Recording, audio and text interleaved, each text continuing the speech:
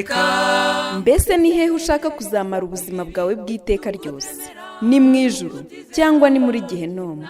Tega amatwi ijambo ry'Imana ugezweho n'umukozi w'Imana Pasiteri Ntakende Sadock kuva ku wa mbere kugeza ku wa gatandatu kuva saa 11:45 za mu gitondo. Calvary ni wowe Yesu yashenjaguriwe.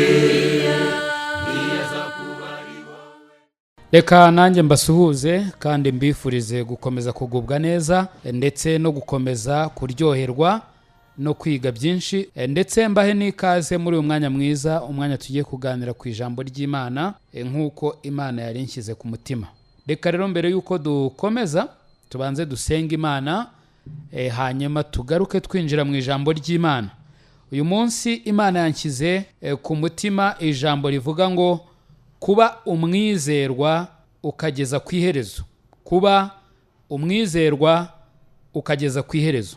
Mana nziza, reka tugushime kandi tuguhimbaze, tugushimire ineza yawe, tugushimire urukundo rwawe rutarondoreka, kandi tugushimire umwanya mwiza uduhaye, umwanya utwemereye ngo twige ijambo ryawe. Bana natwe rero udufashe mwami, turyumvire, dukora icyo ritubwiye gukora, kandi nukuri icyama ukaduha kuba bizerwa, tukaba abantu bashikamye mu cyo twakiriye, bashikamye mu gakiza, ntitunyeganyege habe na gatoya kugeza ku iherezo ry'uru rugendo.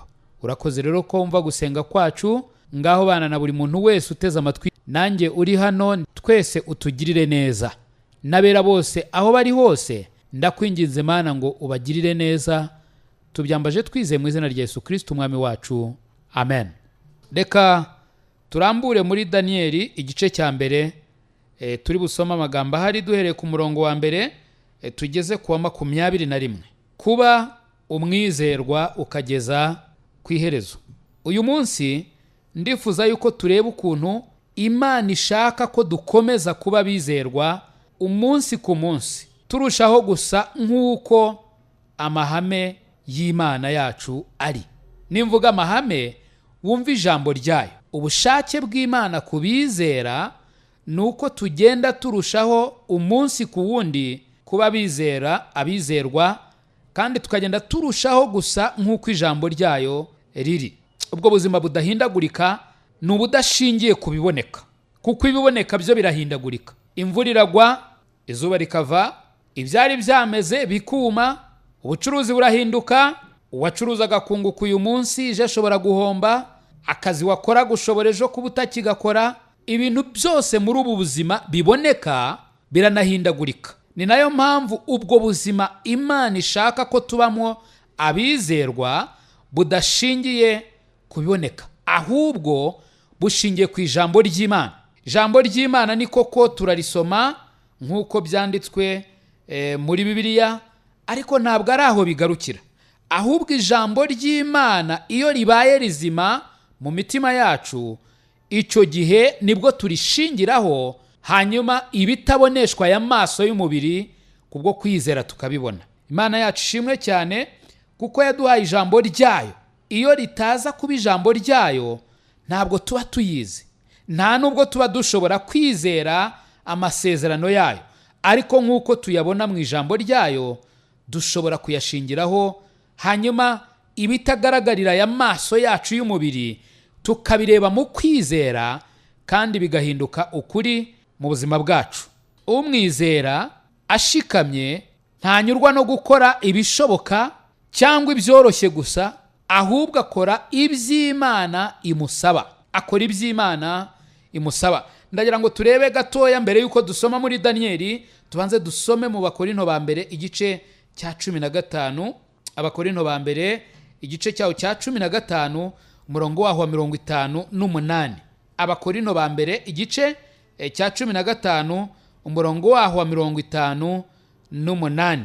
Bibiliya irambwira ngo, nuko bene data bakundwa, mukomere mutanyeganyega, murushaho iteka gukora imirimo y'umwami, kuko muzi yuko umuhati wanyu atari uw'ubusa ku mwami. Pawulo yandikira Abikorinto arimo asoza uru rwandiko rwa mbere, amaze kubabwira ibintu bikomeye cyane bijyanye n'iby'umuzuko, asoza ababwira rino jambo ati mukomere kandi mwe kunyeganyega, ahubwo murusheho iteka gukora imirimo y'umwami. Umuhati wacu abizera ntabwo ari uw'ubusa ku mwami. Ni lazima umuntu wese ukomeza kuba umwizerwa akageza ku mperuka, hari ikamba rimubikiwe. Muri Petero wa mbere igice cya 5 umurongo wa 9 haravuga ngo mumurwanye mushikamye kandi mufite kwizera gukomeye, muzi yuko bene data bari mu isi muhuje imibabaro. Uyu ni umurezi wacu, uyu ni Satani. Bibiliya iratubwira yuko dukwiye kumurwanya dushikamye kandi dufite kwizera gukomeye. Tuzi yuko bene data bari mu isi hirya no hino bahuje imibabaro. Muri make nta kintu na kimwe ushobora kunyuramo niba uri i Kigali hanyuma ngo uvuge ngo abari burasirazuba ntibakwigira bakinyuramo, abari burengerazuba ntibakwigira bakinyuramo, abari mu majyepfo cyangwa mu majyaruguru iki nticyabageraho. Oya da, yewe n'abari hakurya y'imbibi z'iki gihugu imibabaro turayihuje. Abari mu Burusiya, abari muri Amerika, abari muri Afurika y'Epfo, abari hirya iriya hehe na hehe, bose imibabaro turayihuje. Mu yandi magambo, nta muntu n'umwe ukwiriye kuzingirwa mu gahinda no mu bwihebe ngo akeke yuko ibiri kumubaho bikwiriye kumutera guhinduka, ntashikame mu ijambo ry'Imana, ntashikame mu mahame yaryo, kubera yuko ibyo ngibyo ari we wenyine biri kubaho, kandi akumva yuko ubwo ngo abonye impamvu zo guhinduka, akanyeganyega, akareka kuba umwizerwa. Kugira ngo ube umwizerwa utyo bisaba ko uba ufite ubunararibonye mu bumenyi bw'ijambo ry'Imana, mu bumenyi bw'ibyanditswe byera, umaramaje kurisoma no kuguma muri ryo no kugendera muri ryo ndetse no mu mucyo waryo n'ibyo rikubwira. Zaburi 119 umurongo waho wa 11, Bibiliya irambwira ngo nabikiye ijambo ryawe mu mutima wanjye kugira ngo ntagucumuraho. Iyo ubitse ijambo ry'Imana mu mutima wawe kandi ukaribikiramo impamvu ariyo ivuga ngo Mana ndashaka kubika ijambo ryawe mu mutima wanjye kugira ngo iri jambo rimbere umuyobozi, rimbere ikibando ncumbagiriraho, rimbere itabaza, rinyobore, ringeze mu kuri kw'ijambo ryawe, ringeze mu bushake bwawe. Icyo gihe ntabwo ushobora gucumura ku Mana, kuko uba ufite ibyo kugufasha byose bihagije byakugeza kuri iyi ntsinzi yo gukiranukira Imana. Nyamara ikibabaje, abakristo benshi nta hantu bashikamye, bajya hirya no hino, haba mu byo bizera, haba mu mico yabo, haba mu mimerere yabo, mbese nuko basa, bajya hirya no hino, nta hantu bashikamye. Mu yandi magambo, nta mbaraga bafite mu miterere yabo. Nimvuga imiterere wumve bya bintu bikomeye bikuranga, nta mbaraga babifitemo. Uramutse ugenzuye ngo urebe ko umukristo ari umukristo koko, uhita ubona yuko adafite awashikamye, kuko uyu munsi urabona rwose yatwawe, asa n'umukristo uri bugende n'uyu munsi, ariko ejo wamubona ugasanga ntafite itandukaniro n'utari umukristo. Nta mbaraga mu bijyanye n'imiterere bafite. Impamvu yo kubaho bafite nayo ntayo. Impamvu yo kubaho, icyo ndi kuvuga nuko buriya nta muntu ubaho udafite ikintu yumva kimutwaye, reka mvuge uruhu n'uruhande, cyangwa se ikintu kiri kumusunikira mu cyerekezo cy'ubuzima runaka. Icyo kintu niyo nita impamvu yo kubaho. Mu yandi magambo, icyo kintu kibaye kidahari, ukaba wumva rwose utari ukwiriye no kuba uriho. Ariko simvuze ngo witwara ubuzima bwawe, ahubwo nuko ukwiriye kugira impamvu ituma uriho. Abakristo benshi bakurikira inzira yoroshye kuruta izindi. Inzira yoroshye kuruta izindi mu myitwarire yabo niyo bakurikira, mu bijyanye n'intego zabo niyo bakurikira, ndetse no mu byo bamaranira bareba ibyoroshye cyane. Nyamara icyo gihe ntabwo baba bitaye ku mahame y'ijambo ry'Imana. Ntabwo baba bitaye ku cyerekezo cyo mu buryo bw'umwuka barimo. Rimwe na rimwe bigira nk'aho bari kubaho ubuzima bwubahisha Kristo, ubundi bagasa n'ab'isi. Kugira ngo rero urwanye ibi bintu byo kudahindagurika, ibi bintu byo gushikama ukamaramaza, ukabaho utanyeganyega mu buzima bwawe bwo mu buryo bw'umwuka, ukaba umwizerwa, ku buryo abakubonye umwaka ushize muri korari baba bazi neza yuko n'umwaka utaha uzaba ukiri muri korari. Abakubonye usenga muri uyu mwaka bakaba bizeye yuko bazakubona umwaka utaha n'ubundi usenga.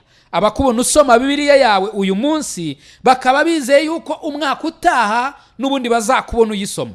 Abakubona ubwiriza uyu munsi wa none bakaba bazi yuko mu myaka 10 iri imbere n'ubundi uzaba ukiri kubwiriza. Hari ibintu ugomba kwitaho. Hari ibintu 3 by'ingenzi ugomba kuba witaho mu buzima. Icyambere, kandi aya ngaya ndagereranya nk'amahame akwiriye kuranga ubuzima bwawe. Ihame rya mbere cyangwa se ikintu cya mbere ukwiriye kuba waramaze gukemura mu buzima bwawe nuko ukuri kuba ari ukuri, utitaye kubiri kubaho ako kanya, ukamenya ngo ukuri ni ukuri, kandi ukuri niko kugomba guhabwa icyicaro mu buzima bwawe ndetse no mu mutima wawe, ndetse niko kugomba kugenga ibyo ukora. Icya kabiri, abizera ntibakwiriye kwigera bayamanika cyangwa se badohoka ku birebana n'ibyanditswe byera ngo bahunge imibabaro cyangwa ngo babeho neza muri iyi si. Hari ukuntu abantu benshi bazi ukuri ariko bageraho kavuga batoya, iyi nzira ni y'ubusamo irangeza mu mibereho myiza, iyi nzira ni y'ubusamo irangeza mu kutababara, iyi nzira ni y'ubusamo.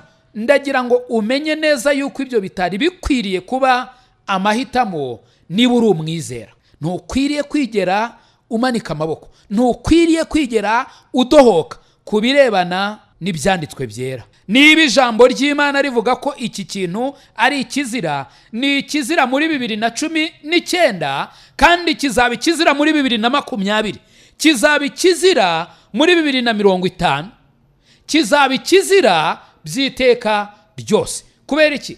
Imana yacu ntabwo ihinduka. Natwe rero ntabwo twari dukwiye kuba duhindagurika. Njya ntangazwa cyane n'abantu bambwira bati nari mfite agakiza umwaka ushize none naragataye, nari mfite Yesu umwaka ushize none byararangiye.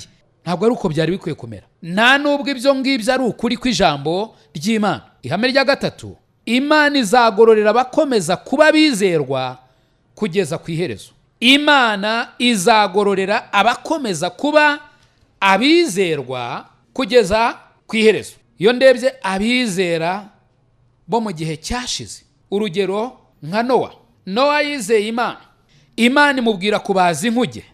Nowa bazi inkuge, abazi inkuge, imyaka 5 irashira, 10 irashira, 30 irashira, 50 irashira, 120. Nowa akomeza kuba umwizerwa. Nyamara abakristo benshi muri iyi minsi hari n'amasengesho basenga babwira Imana ngo nutabigenza utya ndakuvaho, nutabikora utya ndakureka, nutabikora utya nanjye sinzongera. Ayo masengesho ntabwo mpamya yuko anezeza Imana, kuko Imana ntabwo ikorera ku gitutu cyacu. Yewe reka nkubwire kino kintu, ntabwo ishengesho ryanjye nka Sadoki ari iryo guhindura ubushake bw'Imana, ahubwo ishengesho ryanjye ryari rikwiye kuba irincisha bugufi nkemera kugendera mu bushake bw'Imana. Ntabwo Imana ari ikwiye guca bugufi ngo igendere mu bushake bwanjye, mu yandi magambo ikora ibyo nshaka, ahubwo ishengesho ryanjye ryari rikwiye kuba irincisha bugufi nkemera gukora iby'Imana ishaka. Ninde ukwiriye kuyobora? Ni Imana cyangwa ni Sadock? Ntibikabeho. Imana niyo ikwiriye gukora ibyo ishaka gukora. Ubushake bwayo nibwo bukwiriye kuba, ubwanjye bukaba buretse. Reka noneho turebe urugero rwa Danieli. Turi kuvuga ku kuba umwizerwa ukageza ku iherezo. Danieli igice cya mbere, dore ku murongo waho wa mbere tuhasanga inkuru, ariko izo nkuru zivuga ku buzima bwa Danieli igihe yajyanwaga i Babuloni. Nyamara mu mwaka wa 620 mbere y'ivuka rya Yesu nibwo Daniyeli yavutse. Yabayeho rero mu gihe cy'impinduka zikomeye cyane. Ubwami bubaho bugatera ubundi, bukabunesha, bukanyaga, bugasenya, bukarimbura. Iki nicyo gihe Daniyeli yabayeho. Ababyeyi ba Daniyeli bari bakomeye, bari bamwe mu bantu bakomeye, bari batuye ahantu heza muri Yerusalemu. Imyaka ye ya mbere cyangwa se imyaka ye y'ubuto yayibayeho rwose ari mu mahoro. Icyo gihe ababyeyi be bariho banezerewe. Umwami Yosiya yari ari ku ngoma, kandi icyo gihe uwo mwami yubahaga Imana. Ububyutse bwari bwose mu gihugu. Yosiya aza gupfa mu mwaka wa 609 mbere y'ivuka rya Yesu. Hanyuma ahangaha nk'uko tubibona mu gice cya mbere cya Daniyeli, umwami Yehoyakimu aza kwima ingoma. Amaze kwima ingoma, icyo gihe i Babuloni naho umwami witwa Nebukadinezari niwe wari ku ngoma. Nebukadinezari rero mu ntekerezo ze hazamo igitekerezo kivuga ngo uwasenya Yerusalemu, uwarimbura Yerusalemu, uwasenya Ubuyuda nkarimbura, narangiza nkanyaga abantu baho b'abanyabwenge, narangiza nkabakurayo, abakomeye bose nkabakurayo, ab'indobanure bazagira umumaro nkabakurayo. Nebukadinezari aravuga ati yewe, iki ni igitekerezo cyiza ngize kandi ngomba kugishyira mu bikorwa. Hanyuma muri iki gihe Nebukadinezari atekereza ibi. Daniyeli yari afite imyaka 15.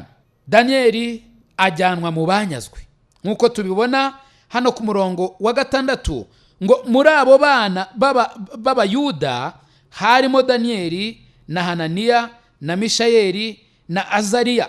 Aba basore uko ari 4, ariko nimba navuga ko bari abasore sinzi, bari abasore bakiri batoya, myaka 15. Nizera ko n'aba bandi bari muri icyo kigero 15. Barabajyana, barabatwara, babajyana i Babuloni. Nihuse tubona neza yuko Daniyeli yamaze i Babuloni imyaka 70.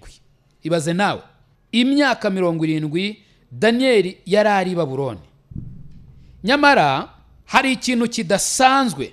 Ukuri buze gukomeza usoma aya magambo Daniyeli igice cya mbere cyose, uri buze kubona ko hari ikintu kidasanzwe cyarangaga Daniyeli. Daniyeli ntago yahindukaga, yagumye uko yari ameze. Yari umukristo, aguma ari umukristo. Yizeraga Imana, agumya kwizera Imana. Ntabwo yigeze ahinduka. Imyizerere ntabwo yigeze ihinduka. Nta nubwo yigeze abona Imana bitandukanye nuko yari atuwe ayibona mbere. Oya, Daniyeli yarangwaga n'iki kintu cyo kudahinduka. Yewe igihe yari akiri Yerusalemu atarajyanwa i Babuloni, uko Daniyeli yari azwi ni nako yakomeje kuba ageze i Babuloni. Nyamara Daniyeli yagize amahirwe, niko nabyita, cyangwa se yagize impamvu zatuma ahinduka mu gihe cy'ubusore bwe, yewe no mu gihe cy'ubukure bwe, mu bihe byiza, mu bihe bibi. Daniyeli yakomeye ku Mana ye. Ndagira ngo wibuke akiri iwabo, akiri mutoya kwa se na nyina, Daniyeli yari umwana ubayeho neza, yari umwana ujyanwa gusenga, yari umwana usomerwa ijambo ry'Imana, yari umwana ubwirwa iby'Imana ikunda n'iby'Imana yanga. Daniyeli yari umwana wubaha Imana. Hanyuma igihe kiza kugera, Daniyeli akurwa iwabo. Nta nubwo yahakuwe ajyanwe kwiga, nta nubwo yahakuwe ajyanwe kwa se wabo cyangwa kwa nyina wabo. Ntabwo yari agiye mu muryango w'iwabo, ahubwo yari agiye mu bundi bwoko, yari agiye mu bandi bantu basenga izindi mana zitandukanye n'Imana Daniyeli yasengaga. Daniyeli nk'umwana mutoya, nk'umusore, yashoboraga kuvuga ati aha, ubwo papa tandeba, ubwo mama tandeba, ubwo pasiteri w'iwacu atandeba, ubwo abadiyakoni batakimbona, ahangaha rwose nanywa ibyo nshaka, narya ibyo nshaka, yewe nasenga Imana urubyiruko rusenga, nasenga uko abandi basenga, nakwambara uko abandi bambara, nagenda uko abandi bagenda. Ahangaha Daniyeli yashoboraga guhinduka, ariko Daniyeli tubona ahagarara ashikamye, akamaramaza, akerekana yuko azaguma ku Mana yizeye, ku Mana yakurikiye akiri mutoya. Daniyeli yerekana yuko adafite kuzigera ahinduka. Urebye hano ku murongo wa 8, Daniyeli agambirira mu mutima we kutaziyandurisha ibyo kurya by'umwami cyangwa vino yanwaga, aricyo cyatumye yinginga uwo mutware w'inkone kugira ngo atiyanduza. Ndagira ngo urebe rino jambo. Daniyeli agambirira ari mu kabari, ari mu iteraniro ry'urubyiruko, oya, mu mutima we ubwe, indani muri we afata umugambi, aragambirira aravuga ati ntabwo nziyanduza. Ndabizi ntabwo ndi Yerusalemu, ndi Babuloni.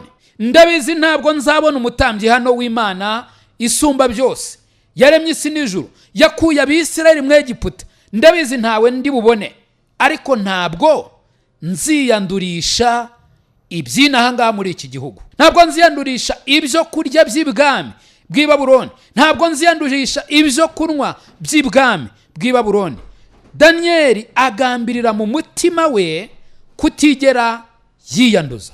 Ndagira ngo urebe kino kintu, kandi ndagira ngo kigutere gutekereza wowe uteze amatwi. Mbese imigambi yawe ni iyihe? Kare nahoze mvuga ukuntu abakristo benshi bo muri iyi minsi utamenya aho ashingiye, arahindagurika, ntagira ahantu ashikamye, ntagira ukuri kumuyobora, arahindagurika. Niba byutse izuba ryavuye, agira uko agenda, agira uko ateye, agira n'uko yitwara mu by'Imana. Ariko imvura iyo yaguye agira ukundi yitwara. Njya mbabona benshi batajya no mu materaniro ngo imvura yaguye, benshi batajya mu materaniro ngo izuba ryazindutse riva cyane. Donc ntiwamenya aho umushakira, barahindagurika. N'ibindi byinshi cyane, imimerere yabo ntiwamenya iyo ariyo, barahindagurika. Ariko Daniyeli ntabwo ari uko yari ameze.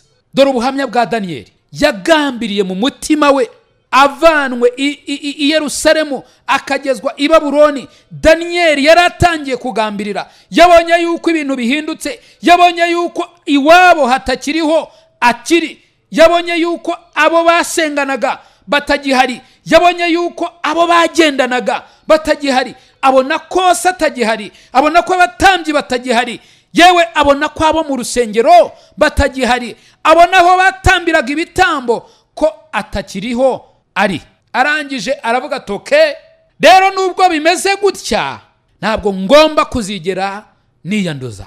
Cyama tukamera nka Daniyeli, icyama tukamera nka Daniyeli. Muri iyi si turimo nk'abashyitsi n'abimukira, icyama tukamera nka Daniyeli, ukagambirira mu mutima wawe, wa musore we, wa mukobwa we, wa mugabo we, wa mudamu we, wa musaza we, wa mukecuru we, wa mwana mutoya we uteze amatwi, nawe ukagambirira ukavuga uti guhera uyu munsi wa none ndabizi neza ko ahondi atari iwacu, ariko ntabwo nziyanduza. Kuko nk'uko byari mu gihe cya Daniyeli, natwe niko biri muri iyi minsi ya none. Turiho mu gihe cy'impinduka zikomeye cyane. Ubyanga cyangwa ubyemere, hari impinduka zikomeye cyane ziri kubaho, haba mu bijyanye n'iby'ubukungu, impinduka zirahari cyane, haba mu bijyanye n'iby'akazi, impinduka zirahari cyane, haba mu bijyanye na politike z'ibihugu, impinduka zirahari cyane. Wareba hirya, wareba hino, wabona yuko turi mu gihe cy'impinduka zikomeye cyane. Mu bijyanye n'imyambarire hari impinduka zikomeye cyane. Ndibuka kera, uretse ko atari na kera cyane, nawe ubaye umfashije gutekereza wabyibuka, imyambarire yo mu 2000 ntabwo ariyo myambarire y'ubu ngubu disi we. Ntabwo ariyo. Imyumvire yo mu 2000 ntabwo ariyo myumvire y'ubu ngubu. Kandi simvuze ngo dukomeze dutekereze mu buryo bwa kera bwashaje, ariko ndagira ngo nkwibutse ko nta buryo bw'Imana bwashaje. Imana ntabwo imeze nkatwe. Twe nk'abantu tugira ibya kera tukagira n'ibishya. Ugiye kumbwira uti none se ko Bibiliya hari isezerano rya kera hakaba n'isezerano rishya? Ndagira ngo nkubwire nshuti yanjye, ntuzigere wumva yuko Imana isaza cyangwa se imigambi yayo ihindagurika. Ntibishoboka.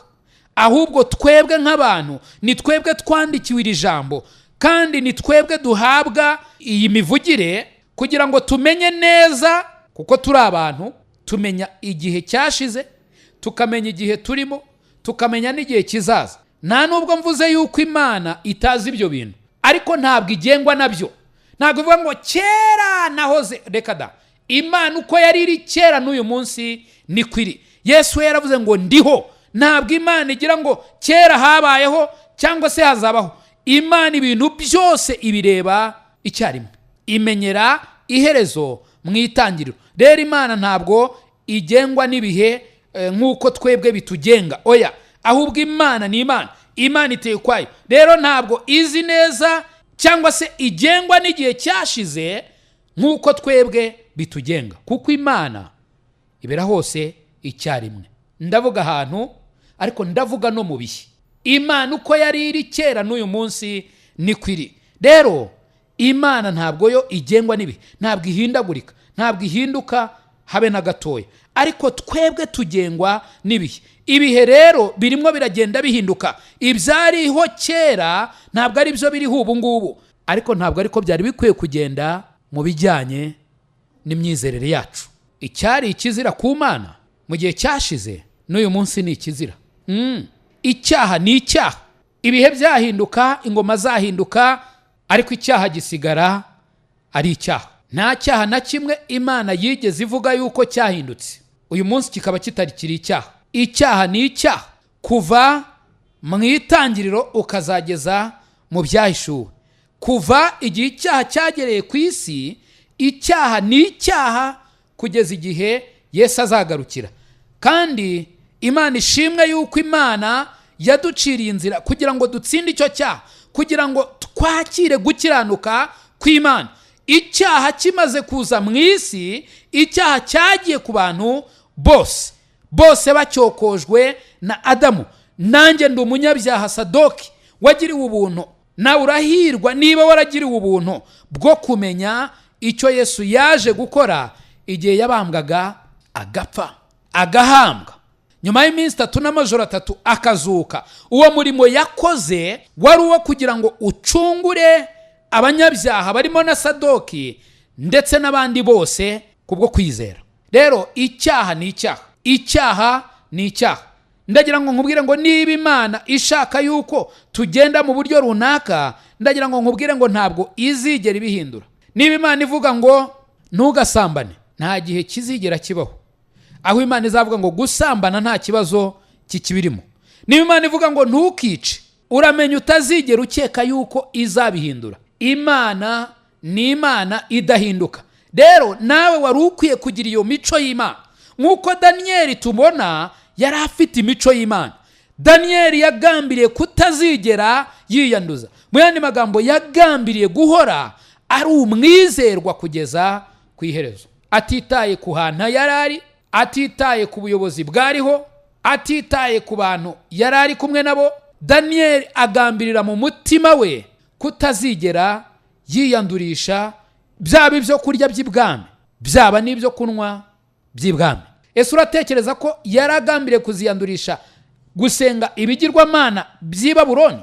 Ntabwo ariko mbitekereza. Nawe niko wari ukwiriye kumera. Ku bakristo benshi ndagira ngo mbabwire ko iyi nzira irimwo ibigoye, irimwo ibitubabaza, irimwo ibishaka kudushikamira ngo bidukure ku byiringiro byacu, bidukure ku byo tuzi neza yuko Imana ishaka, hanyuma dukore iby'isi ishaka, dukore ibyoroshye byaduhesha amahoro, byatuma isi itatureba nabi, byatuma abantu batatuvugaho ngo batwibazeho, bavuye ngo aba bantu ko badasa nabo muri iyi minsi.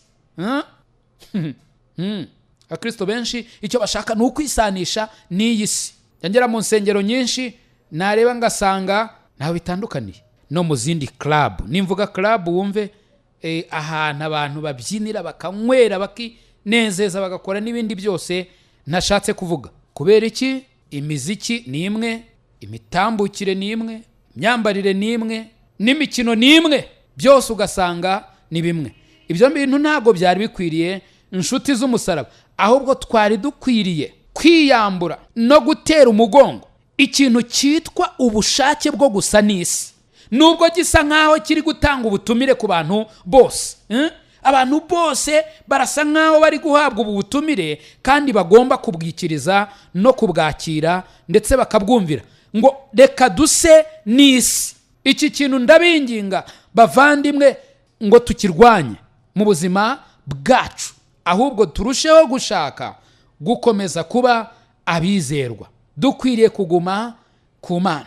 Daniyeli ubuzima bwarahindutse, amazina yarahinduka, ariko Daniyeli aguma kuba umwizerwa ku Mana. Nyamara Daniyeli kwanga kurya ibyo kurya by'ibwami byashoboraga kurimbura cyangwa se gukuraho amahirwe ye yo kuba umutoni ku mwami w'i Babuloni. Ariko Daniyeli ntago yari abyitayeho. Daniyeli we n'inshuti ze bumvaga bagomba gukomeza kuba abizerwa, bumvaga bagomba gukomeza kuba abakristo ba nyabo, mu mitima yabo bagashikama ku Mana batanyeganyega, nubwo ibyari kuba ibyo ari byo byose byagomba kubabaho. Batakaza aya mahirwe yo kuzamurwa mu ntera bakaba abayobozi. Ibaze nabo. Daniyeli yari abizi yuko narya ibyo kurya by'ibwami nk'uko babivuze, namera neza nk'uko bashaka, azazamurwa mu ntera.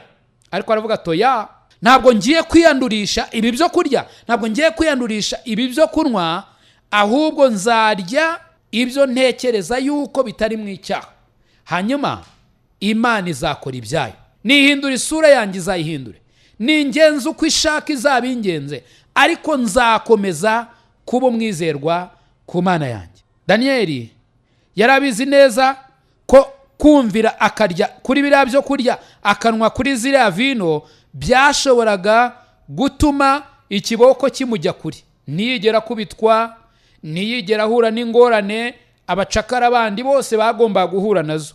Daniyeli we ntago yari yitaye kuri ibyo. Yaravugaga ati Imana yemeye ko mfatwa nkajyanwa i Babuloni, iyo Mana izi nuko yangenza, hanyuma ikandindira mu kuri kw'ijambo ryayo. Ntabwo rero yumvaga ashaka kwiyandurisha iby'i Babuloni. Urebye hano ku murongo wa 17 w'iki gice, turabona ko Daniyeli yaje kubona ingororano ziva mu kwihangana, ziva mu gukomeza kuba umwizerwa. Daniyeli igice cya mbere umurongo wa 17 kugeza ku wa 21 haravuga ngo maze abo basore uko ari 4 Imana ibaha kujijuka no kuba abahanga mu byo bigishwa no mu by'ubwenge. Ariko Daniyeli yagiraga ubwenge bwo kumenya ibyerekanwa byose no gusobanura inzozi. Nuko iyo minsi yo kubazana yategetswe n'umwami Nebukadinezari ishize, umutware w'inkoni ajya kubamumurikira. Bahageze umwami aganira nabo, ariko mu bandi bose ntihabonetse uhwanye na Daniyeli na Hananiya na Mishayeli na Azariya. Nicyo cyatumye abagira abakozi be. Abagomba kuba abacakara, abagombaga kuba batatekerezwa ko baba beza imbere y'umwami Nebukadinezari kubwo kubaha Imana. Imana yakoze umurimo wo kubaha ubwenge, ikora umurimo wo kubaha ubwiza, ku buryo batigeze bagira ubakurikira mu bandi basore bose. Mu ijambo ryose ry'ubwenge no kumenya icyo umwami yababazaga, yabonaga barusha abakonikoni n'abapfumu bose bari mu gihugu cye cyose inkubwe 10. Wow! Ibaze nawe kuba wari uzi ko ufite abanyabwenge, wajya kureba ugasanga abana bakiri bato barabarusha ubwenge inshuro 10. Iki ni igitangaza gituruka ku kumvira Imana. Ngo nuko Daniyeli agumaho ageza ku mwaka wa mbere umwami Kuro ari ku ngoma. Icyo nagira ngo nkubwire ni iki ngiki: kukuba umwizerwa ku Mana hari ingororano, hari icyo Imana igufitiye nugambirira gukomeza kuba umwizerwa. Hano muri Yesaya igice cyaho cya 26 umurongo waho wa 3 kugeza ku wa 4, wari ukwiye kwiringira Imana, wari ukwiriye kugumana kwizera ugashikama ku Mana yawe, kuko Imana hari isezerano igufitiye mu ijambo ryayo. Iyo nsomye nkakomeza nkasoma, nkomeza kubona yuko Imana isezeranya abayikunda kandi abaguma mu masezerano yayo, ko Imana itazigera ibareka na rimwe, itazigera ibahana na rimwe. Yesaya 26 umurongo wa 3 n'uwa 4 haravuga ngo ugushikamijeho umutima uzamurinda abamahoro masa, kuko akwiringiye. Mujye mwiringira umwami iminsi yose, kuko umwami Yehova nyine ari we rutare ruhoraho iteka ryose. Ugushikamijeho umutima uzagira ute? Uzamurinda abe amahoro masa. Iri ni isezerano ry'Imana, kandi Bibiliya iratubwira ngo mujye mwiringira umwami iminsi yose. Iminsi yose, yaba iminsi myiza, yaba iminsi mibi, yaba iminsi yo kunguka, yaba iminsi yo guhomba, yaba iminsi y'ibyishimo, yaba iminsi yo kurira. Muri iyo minsi yose dukwiriye kwiringira Uwiteka. Dukwiriye kumwiringira. Ndagira ngo nsoze nkwibariza nshuti yanjye, mbese urumva umaramaje mu gusa nuko Imana ishaka kusa? Urumva umaramaje mu kugendera mu ijambo ryayo? Urumva umaramaje mu kuba nka Kristo? Hano muri Habakuki ndagira ngo bariho dusoreza. Habakuki igice cyaho icya 3 umurongo wa 17 n'uwa 18. Wari ukwiye kugambirira uhereye none nukomeze kujya uteraganwa hirya no hino nibiri kubaho uwo munsi.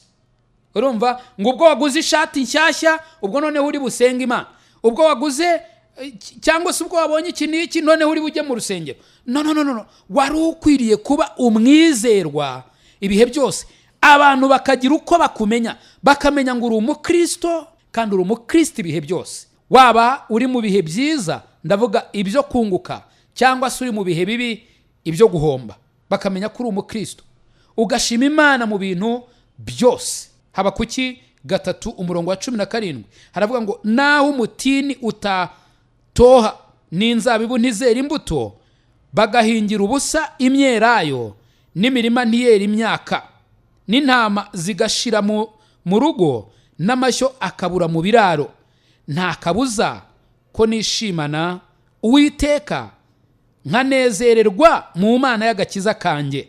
Uwiteka Yehova niwe mbaraga zanjye, ibirenge byanjye abihindura nk'iby'imparakazi, kandi azantambagiza aharengeye hanjye. Icyampa uyu munsi wa none nawe ukagambirira mu mutima wawe nk'uko Daniyeli yagambiriye mu gihe gikomeye, mu gihe kiruhije, ari hirya kure y'iwabo, ari hirya kure ya pasiteri we, ari hirya kure y'abandi bantu. Daniyeli yagambiriye kutazigera yiyanduza, ahubwo agambirira gukomeza akaba umwizerwa ibihe byose. Mana icyampa ukankomeza, Mana icyampa ukampa imbaraga, kandi ukanshyiramo ubushake n'ubushizi bw'amanga bwo kugira ngo nkomeze kuba umwizerwa. Uri uwo kwizerwa, ni nayo mpamvu ibyo ngibyo nabigusaba, kuko nizeye ntashidikanya ko wabinkorera, ndetse ukabikorera abera bose barimo kubigusaba, babyifuza gukomeza kuba bizerwa kugeza ku iherezo. Icyampa tukamurika umucyo w'ubutumwa bwiza muri iyi si yuzuye umwijima, muri iyi minsi ya none, aho abantu bari mu rujijo rukomeye cyane, aho abantu batazi aho bava n'aho bajya. Mana icyampa hakagira ishyanga uhagurutsa ukarikomereza kuba abizerwa. Imana ibaha umugisha abo twari kumwe, kandi nizere yuko hari icyo Imana yakubwiye. Rero ushatse kuduhamagara ushobora kunyura kuri 0783001646. Imana ibaha umugisha. I Calvary ni wowe Yesu yashenjaguriwe. Nshuti mukundwa, mbese aho izina ryawe ryanditswe mu gitabo cy'ubugingo? Ese impanda ivuze Yesu agarutse nona, cyangwa uramutse uvuye mu mubiri, wizeye neza 100% ko wajya mu ijuru? Ndakwinginga ngo uyu munsi utekereze ku iherezo ryawe, maze ufate umwanzuro uruta iyindi. Imana iragukunda, kandi Yesu aragutegereje. Ngwino, tebuka aguha agakiza, akuruhura umutwaro w'ubwoba, aguha amahoro, umunezero n'ibyiringiro byuzuye byo mu mutima. Ukeneye ubundi bufasha, waduhamagara kuri izi nimero: 0783001646. Imana iguha umugisha. Kuba ari wowe munyabyaha gusa uhari, ntibyari kubuza Yesu kuza hano kugupfira, niwaburira imbabazi.